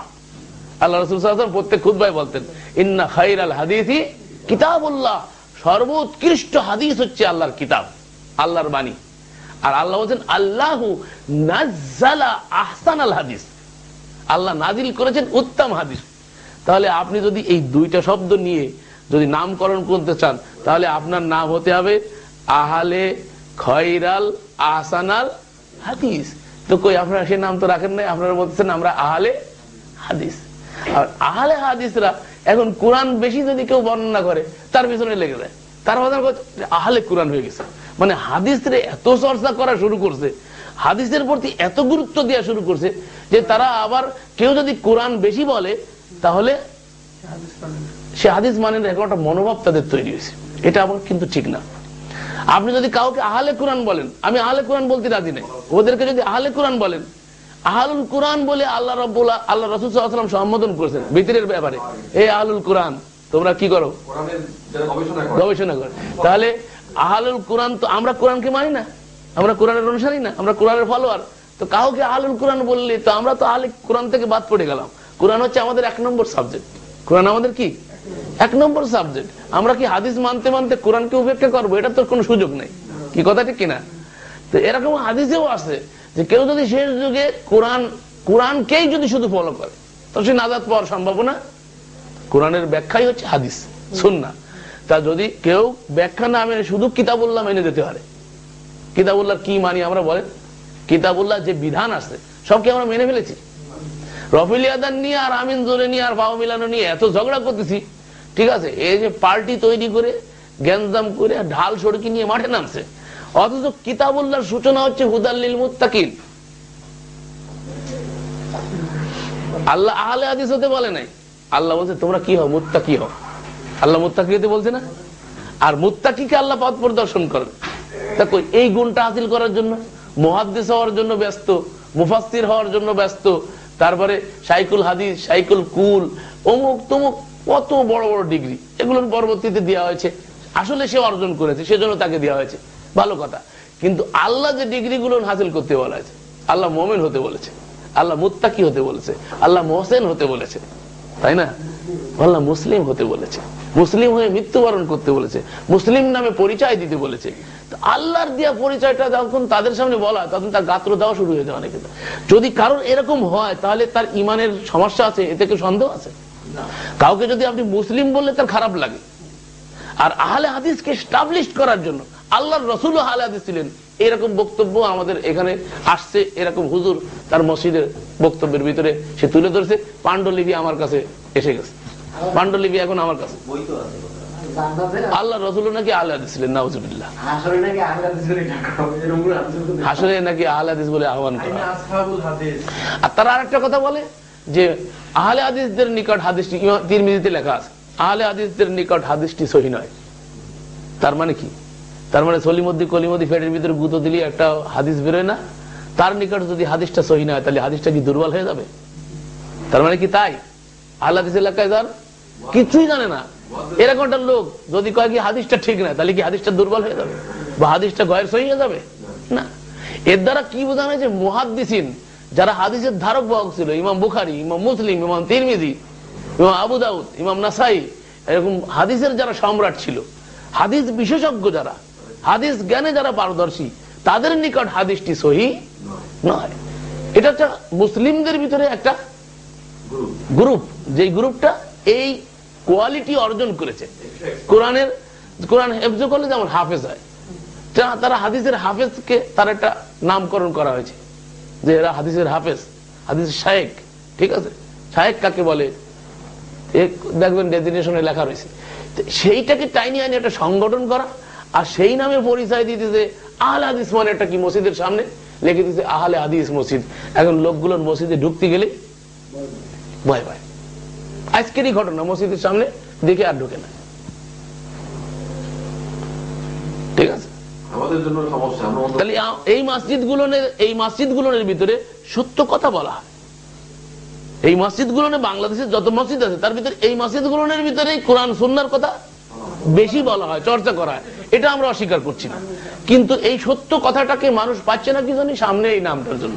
অথচ আমরা খয়রুল কুরুন থেকে দেখি আল্লাহ রাসূল, আমি মক্কা মদিনায় ঘুরে আসলাম, আল্লাহ দেখাইছে মক্কা মদিনায় কত মসজিদ ঘুরলাম, একটা মসজিদে আহলে হাদিস মসজিদ পাইলাম না। সালাফি বলে তারা পরিচয় দিতে চায়, তাদের কোন মসজিদে সালাফি দেখলাম না। মসজিদে নববী, রসুলের প্রথম মসজিদ, বাইতুল্লাহ আল্লাহর ঘর, মসজিদে কুবা, তারপর মসজিদে আলী, মসজিদে নামেরা, তারপর আয়েশা মসজিদ যেখান থেকে আবার ই করে, এরকম বিভিন্ন সাহাবের নামে মসজিদ, কিন্তু কোথাও দেখলাম না যে আহলে হাদিস মসজিদ। কিন্তু বাংলাদেশে একটা আলাদা একটা গ্রুপ তৈরি হয়েছে, তারা আলাদা একটা গ্রুপ হয়ে গেছে, আলাদা একটা মাযহাব, আলাদা একটা ইজম তৈরি করেছে। তারা বলতেছে সকল বিধান বাতিল করো, ওয়াহির বিধান নামকরণ করেছে, নামটাই ওহী না। এই নামটা কি ওহী? ওহীতে কোথাও আছে? কোন একটা আয়াত দিয়ে দেখাইতে পারবে? এই নামে সংগঠন করো আর এই নামে পরিচয় দাও। তারা এটা যখন তাদের কাছে প্রশ্ন করা হয়েছে, প্রশ্নের উত্তর তারা দিয়েছে মুহাজির আনসার বলেছে। আশ্চর্য, মুহাজির আনসার তো তাদের কোয়ালিটি, তাদের তো নাম না। ওয়াসাম্মাকুমুল মুহাজিরিন সাম্মাকুমুল আনসার, কোরআনে আল্লাহ কোথাও বলে নাই ওয়াসাবিকুনাল আউয়ালুনা মিনাল মুহাজিরিন ওয়াল আনসার। মুহাজির আল আনসার, মুহাজির কারা? যারা হিজরত করে মক্কা থেকে মদিনায় গেল, আর আনসার কারা? যারা এই মুহাজিরদেরকে সাহায্য করলো, সহযোগিতা করলো।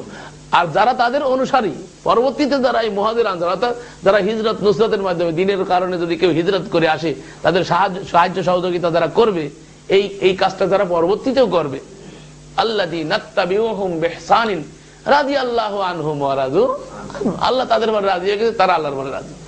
এটা আল্লাহ ঘোষণা দিয়ে দিয়েছেন। তাহলে এটা তো তাদের কোয়ালিটি। আল্লাহ তো কোথাও বলে না হুয়া সাম্মাকুমুল মুহাজিরিন সাম্মাকুমুল আনসার, আল্লাহ সাম্মাকুমুল মুসলিমিন। হ্যাঁ, নিজেদেরকে এটা বলে গৌরব করতে, তোমাদের আল্লাহ তোমাদের জাহেলিয়াত ঢুকে গেছে, এরকম একটা উক্তি করেছেন যে আমি উপস্থিত থাকতে তোমাদের ভিতরে জাহেলিয়াত ঢুকে গেল। মানে তারা নিজেরা আনসাররা নিজেদেরকে মানে আনসার বলে একটা নিজেরা গৌরব করতেছিল।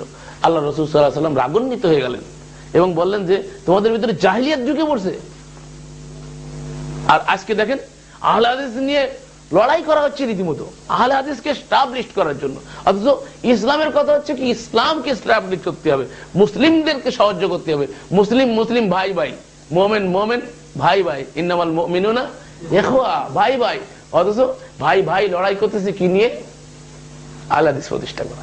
এখন এখানে নেতৃত্ব, একাধিক নেতৃত্ব, আপনি কোন নেতৃত্ব? কেউ তো ইসলাম প্লেস করছে না। এখন ইসলামের ব্যাপারে নেতৃত্ব মানার ব্যাপারে প্রশ্ন আসছিল, যে ব্যাপারে আমি কথা বলতেছি, সেখানে আল্লাহ রাসূল সাল্লাল্লাহু আলাইহি ওয়াসাল্লাম বুখারীতে কিতাবুল ফিতান আর মুসলিমে কিতাবুল ইমারা হাদিস আছে হুযায়ফা রাদিয়াল্লাহু তাআলা আনহু। এই হাদিসটা আমার ওই যে লেখাটা আছে মুসলিমের বাড়িতে লেখাটা, যেটা এখান থেকে ওই মফিজ যেটা ই করছে, দেখো লাস্টে আমি হাদিসটা উল্লেখ করছি। ওখানে আল্লাহ রসুল সাল্লাল্লাহু আলাইহি ওয়াসাল্লাম বলছেন, হুযায়ফা রাদিয়াল্লাহু তাআলা আল্লাহ রসুলকে জিজ্ঞেস করছেন যে আমরা এই খায়রের যুগে আছি, মানে রসুলের যুগটা তো খায়রের যুগ, সর্বোৎকৃষ্ট যুগ, এরপরে কি অকল্যাণ আসবে কিনা? আল্লাহ রসুল বলছে আসবে। বলছে এই অকল্যাণের পরে আবার কল্যাণ আসবে কিনা? আসবে। ধূম্রাচ্ছন্ন, মানে কল্যাণ অকল্যাণ মিশ্রিত অবস্থায় থাকবে। এইভাবে করে বারবার জিজ্ঞেস করার পরে বলছে যে আমি যদি সেই যুগ পাই, সেই অকল্যাণের যুগ যদি পাই, আমাকে পেয়ে বসে, তাহলে আপনি আমাকে কি বলেন? হুযায়ফা জিজ্ঞেস করছে আল্লাহ রসুলকে। আল্লাহ রসুল বলছে তখন তুমি তালজামু জামাআতাল মুসলিমিন ওয়া ইমামাহুম, তুমি তখন মুসলিমদের জামাত এবং তার ইমামের সাথে লেগে থাকবে। তখন হুযায়ফা জিজ্ঞেস করতে, দেখেন আল্লাহ রসুলের সাহাবী যদি জিজ্ঞেস না করতো তাহলে আমরা বিপদে পড়ে যেতাম। জিজ্ঞেস করছে আমাদের জন্য ফায়দা হয়েছে। হুযায়ফা জিজ্ঞেস করছে যদি জামাতুল মুসলিমিন আর তার আমির না থাকে তাহলে আপনি আমাকে কি নির্দেশ করেন? তখন আল্লাহর নবী বলছে ফাতাজিলু তিলকাল ফিরকাতু কুল্লিহা, তখন তুমি সমস্ত জামাত জমিয়াত সংগঠন থেকে দূরে থাকবে যদি না থাকে। ঠিক আছে? হাত্তা ইউদরিকাকাল মাউত, তোমার যদি গাছের শিকড় কামড়ায় থাকতে এই অবস্থায় তোমার মৃত্যু এসে যায়, তারপরেও তুমি কোন সংগঠনের সাথে সম্পৃক্ত হবে। এখন জামাতুল মুসলিমিন আর ইমাম যদি না থাকে তাহলে আহিয়া করতে হবে। জামাতুল মুসলিমিন ইসলামকে প্লেস করবে যে, ঠিক আছে, যে ইসলামের জন্য নেতৃত্ব দেবে, এরকম নেতৃত্ব আমাদেরকে প্রতিষ্ঠা করতে হবে। প্লেস এই কাজটা আমরা করতে চাচ্ছি। আপনাদেরকে আমি এটাই বোঝাতে চাচ্ছি যে খালেস ইসলামটাকে আমরা প্লেস করতেছি, খালেস ইসলামকেও প্লেস করছে না। ইসলামের নামকে ব্যবহার করে যার যার ফায়দা লুটতেছে এই সমাজে আমরা দেখতে পাচ্ছি। তো আমরা চাচ্ছি যে সত্যিকার ইসলামটাকে প্লেস করা এবং বলিষ্ঠ নেতৃত্ব আল্লাহ রাব্বুল আলামিন হয়তো আমাদেরকে দিয়ে দেবেন। বলিষ্ঠ নেতৃত্ব এখন আমাদের দরকার, বলিষ্ঠ নেতৃত্ব দরকার। এরকম বিক্ষিপ্ত ভাবে মানুষগুলো কিন্তু চাচ্ছে সত্য, কিন্তু সেই সত্য নিয়ে চলার জন্য বলিষ্ঠ নেতৃত্ব দরকার। নেতৃত্ব শূন্য অবস্থায় এলোপাতাড়ি ভাবে আসলে ফায়দা পাওয়া যায় না। ব্যক্তিগতভাবে ফায়দা পাবে মানুষ, তারা আমরা ব্যক্তিগতভাবে জানতেছি, ব্যক্তিগতভাবে উপকৃত হচ্ছি, কিন্তু আসলে উদ্দেশ্য তো তা না। উদ্দেশ্য হচ্ছে সার্বিক ভাবে আমাদেরকে এই জিনিসটাকে নিয়ে এগিয়ে যেতে হবে। তো যে এগিয়ে যেতে গেলে আমাদেরকে বলিষ্ঠ নেতৃত্ব দরকার। আল্লাহর কাছে দোয়া করি আল্লাহ রাব্বুল আলামিন আমাদেরকে সত্যিকার ইসলাম বুঝার এবং সত্যিকারের মুসলিম নেতৃত্বের যেন আমাদেরকে ব্যবস্থা করে দেয়, এবং আমরা যেন সত্যিকারের ইসলামকে বুঝি মরার আগে। আমরা সত্যিকারের ইসলামকে বুঝার জন্য সার্বিক প্রচেষ্টা চালাতে পারি, এবং আমরা যেন একটা গবেষণা টিম আল্লাহর কাছে চাচ্ছি যে আমরা সত্যিকারের গবেষণা করে সত্যিকারের রিয়েলি ইসলামটাকে বের করে আনতে পারি। ইসলাম কিন্তু অরিজিনাল ইসলাম ধামাচাপা খেয়ে গেছে। দেখেন না, বুখারী শরীফের হাদিস হারিয়ে গিয়েছে ব্যাখ্যা বিশ্লেষণের মধ্যে। বারান্দার কারণে ঘর হারিয়ে গেছে, এত বড় বারান্দা দিছে, হাদিস 4টা, রফিউল ইয়াদানির হাদিস 1টা আনা হয়েছে, আর ওনার টিকা টিপ্পনি আর ওনার বক্তব্য দিয়ে বুখারী শরীফ ভরে রাখছে। তার মানে ঘর হারিয়ে গেছে বারান্দার কারণে।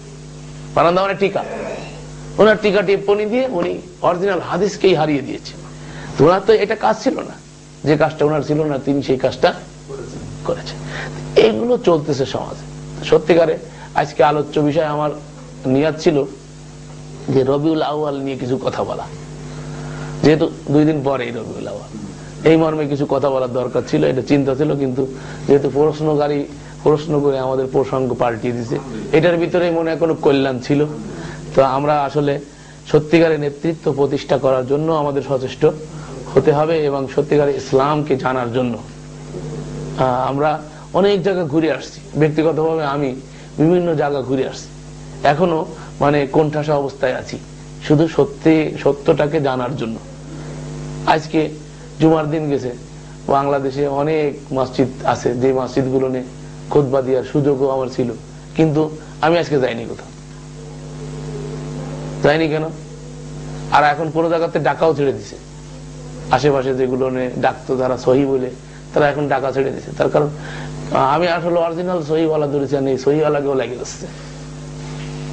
অরিজিনাল সহি যদি আপনি বলেন, আমি যখন চেঞ্জ হই ওই মসজিদ দিয়ে, তখন মাদানী হুজুরের কাছে গেছিলাম, ঠিক আছে, মাদানী হুজুরের কাছে। মাদানী হুজুরের কাছে যখন গেছি, মাদানী হুজুরের আলিয়া মাদ্রাসায় আমি গিয়ে তাকে প্রশ্ন করছিলাম। প্রশ্নের ঢং লাগে, আমরা প্রশ্ন করতে জানি না, জানি ভুল হয়। আমি যে বলছি হুজুর আপনি কি করেন না করেন ওটা আমার দেখার বিষয় না, তার কারণ আপনার অনেক বাধ্যবাধকতা আছে আমি জানি। আপনি আলিয়া মাদ্রাসায় চাকরি করেন, সালে সাহেবের আন্ডারে থাকেন, অতএব এখানে অনেক কি সত্য বলতে গেলে আপনার চাকরি থাকবে না, অথবা আপনি চাকরি করে এখানে বেতন নেন না, আপনার আলিয়া মাদ্রাসায় খেদমত করতেছেন কিন্তু সে খেদমত থেকে আপনি বঞ্চিত হবেন, এরকম কিছু থাকতে পারে আপনার। তো আপনার সমস্যা আছে, আমি এগুলো জানি। সত্য কোনটা এটা জানার জন্য আসছি, সত্য আমাকে জানান।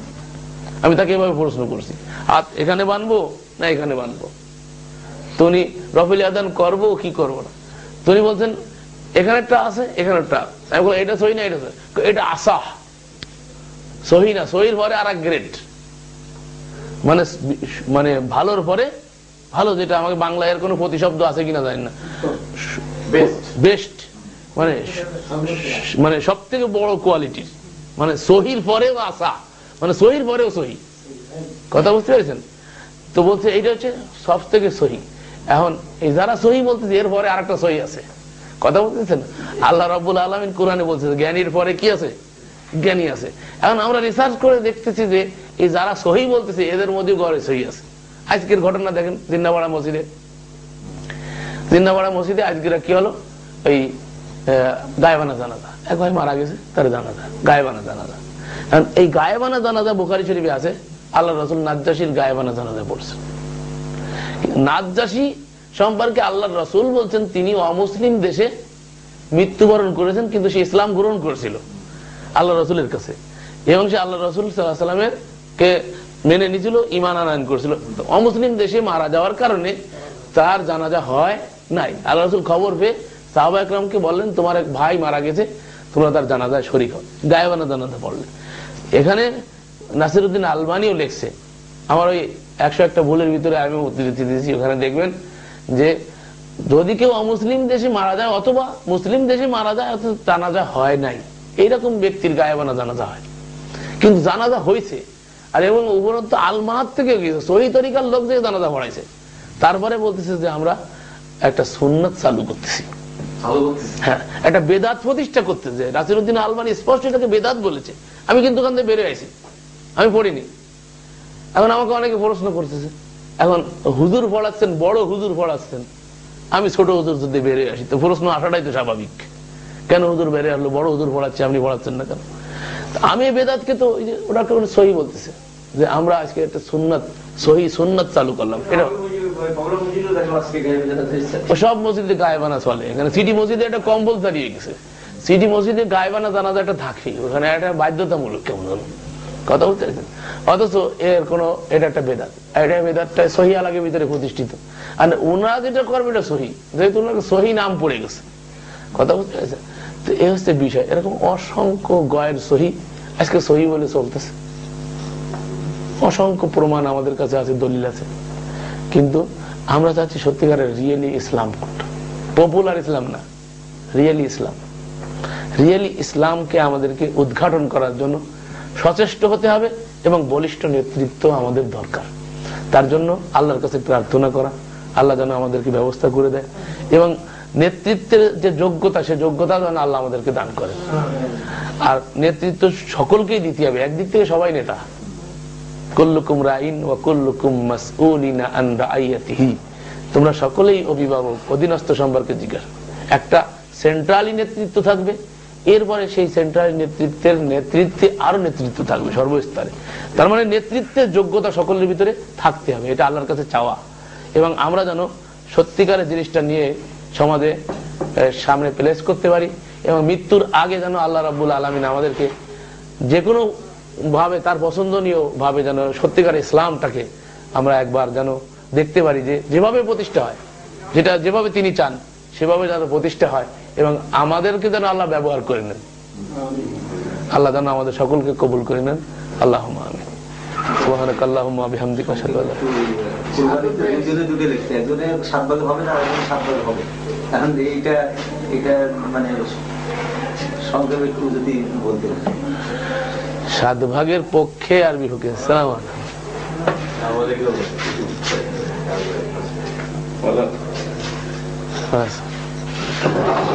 পক্ষে আর বিপক্ষের বিষয়টা হচ্ছে কি, যারা 7 ভাগের বিপক্ষে বলছে 7 ভাগ করা যাবে না, এটা যারা বলছেন তাদের বক্তব্য হচ্ছে মূলত হজের সময় আল্লাহ রাসূল সাল্লাল্লাহু আলাইহি ওয়াসাল্লাম সাহাবা একরামকে 7 ভাগে গরুতে কুরবানি করার জন্য অনুমোদন দিয়েছিলেন সফরে। আর সফর ছাড়া অনুমোদন দিয়েছেন মর্মে কোন দলিল গালিব সাহেব পান নাই।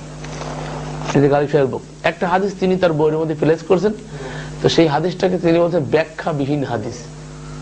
মানে যে হাদিসটাকে তিনি প্লেস করছেন যে 7 ভাগে দেওয়া যাবে, সেই হাদিসটাকে তিনি ব্যাখ্যাবিহীন বলতেছেন। তো আমরা বলি সেই হাদিসটাই তো ব্যাখ্যা, হাদিস হচ্ছে ব্যাখ্যা। আল্লাহ বলছে ফাসাল্লি রাব্বিকা ওয়ানহার, তোমার রবের নামে সালাত এবং কুরবানি কর। তো কুরবানি করতে আল্লাহ বলছেন, কুরবানি কিভাবে করতে হবে তার পদ্ধতি বলছে আল্লাহ রসুল। রসুলের হাদিসটাই তো ব্যাখ্যা। এখন তিনি বলছেন ব্যাখ্যাবিহীন হাদিস, তার মানে তার মতের মিলে নাই, সেজন্য ওটাকে তিনি ব্যাখ্যাবিহীন বলে চালিয়ে দিয়েছেন। কিন্তু আজ পর্যন্ত মুহাদ্দিসিনদের কেউ এই কথাটা গালিব সাহেব ছাড়া, গালিব সাহেবের ইস্তেহাদে এটা ধরা পড়ছে, আরব বিশ্বের বিন বাজ, শেখ নাসিরউদ্দিন আলবানী, শেখ উসাইমিন সহ আরব বিশ্বের যত স্কলার আছে, ওয়ার্ল্ডের যত স্কলার আছে, সকলেই 7 ভাগের পক্ষে, কেউ বিপক্ষে যাননি, দলিলও আছে। কিন্তু উনি এটাকে বলতেছেন 7 ভাগের পক্ষে। ওই বইটার ভিতরে যে পক্ষে লেগেছে তার পক্ষেও তো দলিল দিছে। তো তাহলে বোঝা যাচ্ছে যে আসলে পক্ষের দলিল আছে। এখন ওনার ইজতিহাদকে আমাদেরকে মানতে হবে, এটা জরুরি না। ইজতিহাদ করতে যে মুজতাহিদ ভুল করতে পারে, আর ভুল সিদ্ধান্ত নিলে তার দলীয় লোকজন মানতে হবে, আমাদের মানতে হবে, এরকম কোনো জরুরি না। তারা যদি কোনো মাযহাবের থাকে, আজকে এটা বাইর করেছি, দেখাই দিছি, আজকে হয়েছে, আলোচনা হয়েছে। রসুল হাজির নাজির জিবে দেওয়া আছে, তাই মানপত্র প্লেস করা হয়েছে রসুলের রওজায়। শাইখুল হাদিস আল্লামা আজিজুল হক সাহেব বুখারীর অনুবাদ করতে যে বুখারীর ভিতরে ঢুকে দিয়েছে।